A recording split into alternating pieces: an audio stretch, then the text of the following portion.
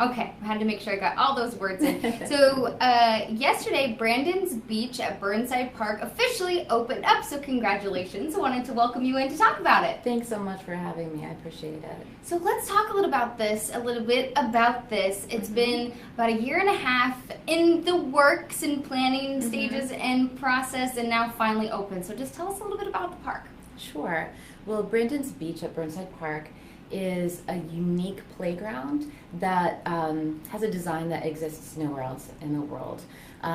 We have been working on the design and the planning of it for about a year and a half, but it started, we broke ground on May 11th in Burnside Park, and we worked with Compton Playground Equipment, which is an international playground design and manufacturer, and we also worked with a Rhode Island native designer who came up with the concept for a marina reflecting the Ocean State's maritime past. That's fun. Yeah. That's so neat to be able to incorporate kind of our history, especially in downtown. And you told me that the capital city didn't have and has never had a permanent playground until now.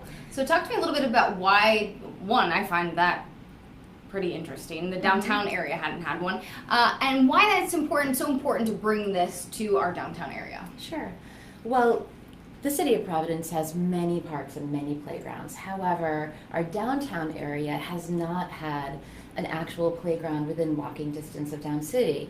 And it's really too bad because there are so many families and children that come through here who are residents, who take public transit, and we actually have the URI Pat Feinstein Child Development Center, which is an amazing lab preschool where preschool teachers teach future preschool teachers how to teach children, and they haven't had a playground either. So I observed them when I came in 2010 to bring children and family programming to our downtown parks, and I saw what an amazing job they did playing in each of our different parks based on the specific site. But then I spent $100 at Benny's on play equipment, looking at what they were doing, and that really allowed our burgeoning, our small story time that we had started that had maybe 20 or 30 kids. It really made people stay all day. And then we doubled our children's programming every year until 2013. We got an investment by Southwest Airlines, Heart of the Community grant, that gave us a programming center in Burnside Park to hold all of our playthings and our amenities that we use for all of our arts and cultural programming, and allowed us to have a huge imagination playground, which is a pop-up play space.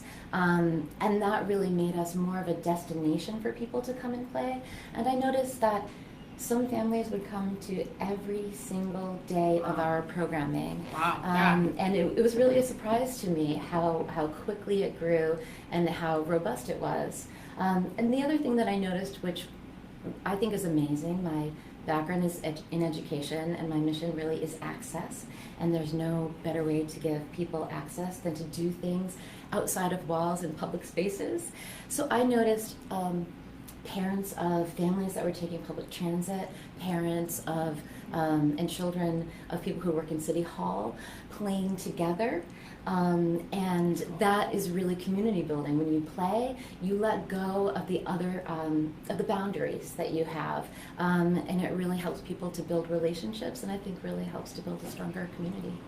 And being able to have this in downtown, I think, is so crucial because, like you mentioned, it's this hub of the coming and goings of the city, and so being able, really neat to kind of break down boundaries and being able to build up that sense of community. I think that's a really neat talking point, a really neat point of just being able to build up so much.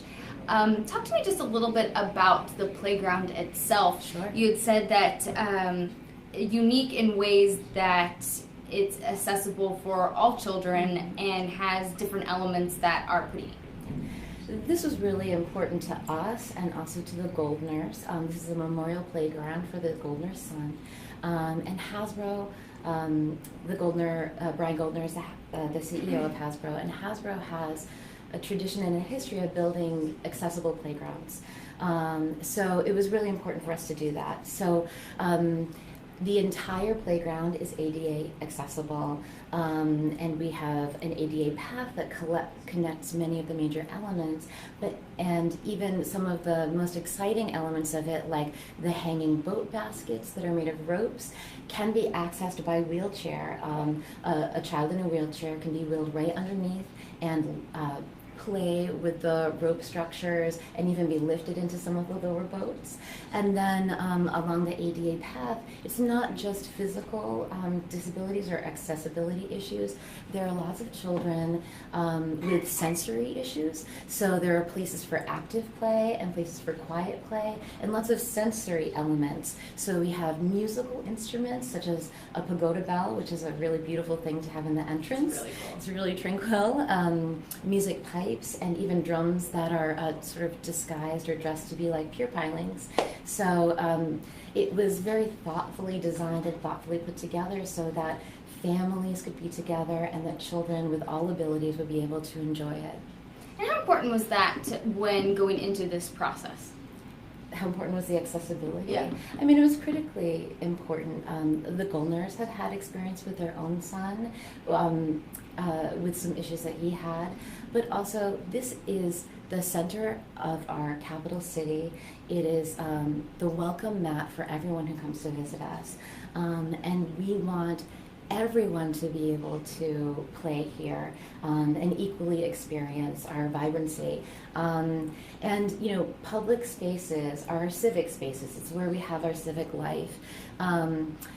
It's right up. It's the Burnside Park is the only green space in downtown, and it's right opposite Kennedy Plaza. That's interesting. Yeah, which is our civic plaza, the only major green space. Yeah. So it's a place that people naturally want to go because of the shade and the green. And being the Downtown Providence Parks Conservancy, we want to preserve and maintain these beautiful natural spaces that also have historic monuments and hold memory. And I like to think of this playground, which is also in a way public art, which holds historic memory as a living monument, a place where people and generations of people will come to play. So I think I hope that represents the best of what our state is and has to offer. I like that. You've been working on this for a while. What is it like for you? What was it like for you? I mean, I walked by there and over there last night. I walked out the doors here. It's not too far away from us, probably, a block or two. Mm-hmm. Not even that as the crow flies. And there was a band. There were a ton of people. There were food trucks over there because it was Thursday. You know, we could hear the music from there. Yeah. There were lots of kids, lots of adults, balloons. There was all kinds of things. There was this beautiful, wonderful, uplifting mood, and pretty neat to see that many people out enjoying our downtown area. That was my opinion of the mood, and I hadn't worked on it. What was it like for you to see people enjoying the space of something that you've worked on for such a long time? Well, it really is a dream for me, personally. I spent the last 7 years of my life building family programming in downtown, and it's something of which people were really skeptical at first. And I sometimes like to say that I brought women and children into this space to make other people feel safe to come to Burnside Park. We have come really a long way, and I think that the presence of children really brings out the best in everyone. Our public park really is for everyone, and so we have been doing arts and culture-based children's programming there, as well as other arts and culture activities like our Burnside Music Series that we have, which features local musicians and local bands, but also our story time. We work with Kiddo Info, who's our children's program partner. Storytime brings amazing storytellers like Len Cabral, award-winning storytellers like Len Cabral and Valerie Tutson, and authors and illustrators who are presenting their own work, and Keith Munslow, who's an amazing storyteller and musician who was there yesterday. So a lot of people, well, it has grown from 20 to 30 people to 100 to 200 people when we have Big Nazo or someone like that there who's so engaging and popular. So that community does know about what we do, but it was amazing to see other people come and see that we are hosting in our public spaces really vibrant cultural activity, and that it can be a beautiful place to play and join together, enjoy each other. I like that. I guess I probably should look at it from the other side of things. For safety concerns, will there be police out in the area? You know, like, does the park close after dark? I mean, what in terms of if people are concerned about safety in any shape or form, are there like, closing hours, that kind of thing? Of course, these are really important questions. I have an 8-year-old son, and he actually went to the Feinstein preschool. Actually, there was a small presentation by the preschool students to the Goldners yesterday to thank them for this gift. Yeah, it was really nice. They've been really eager looking through the construction fencing all summer long. This preschool comes to the park 3 days a week, even prior to the construction, to come to our programming, to play with our playthings. We have taken really special care to make sure that this is and will be a safe place for children to play. There is wrought iron fencing that matches the historic look and feel of the park around the playground. We look to models in other major cities like New York City to see what they have done in their playgrounds. This is a downtown urban space, and it represents everything that we have in our culture and our community. So we have enhanced lighting, we have the fencing. I know that remembering my younger son running away from me faster than I could catch him, I would want to have a safe boundary. And we worked with the Board of Parks Commissioners to make sure that we have rules and regulations about when it's open and shut from 7 a.m. to 9 p.m., which are the hours of the park. And you are only allowed to go into the play area if you are accompanying a child. Okay. So, but we've also had incredible support and commitment from the mayor to make sure that this will continue to be a safe space, and cooperation, especially with Major Verde and the police force, to make sure that everyone is keeping their eyes and ears on this space. We also have a partnership with the Downtown Improvement District. Many people know them as the Yellow Shirts or the Yellow Jackets. They're an amazing partner. They're incredibly friendly and welcoming ambassadors to our city. They have a safe team and they have a clean team. They're partners with us, and they are always in the park when children are there. So it's really wonderful to have their partnership as well. Good. That sounds great. Jen Smith, it's been such a pleasure speaking with you today. Brandon's Beach at Burnside Park is now open, so exciting for all aspects in the community, and you can head there today. It's raining a little bit in Providence, but that shouldn't stop you. It was beautiful earlier today, so I'd like to thank you so much for joining us. Thank you for congratulations. I know it was a lot of work on so many aspects, so excited in that. We're wrapping up here in the Navigant Credit Union Broadcast Center for this hour. Kate Nagel will join us here in just a moment, so stick around for news and politics. I'm Molly O'Brien. Have a fantastic weekend, everyone. Have a fantastic weekend, everyone. Have a fantastic weekend, everyone. Have a fantastic weekend, everyone.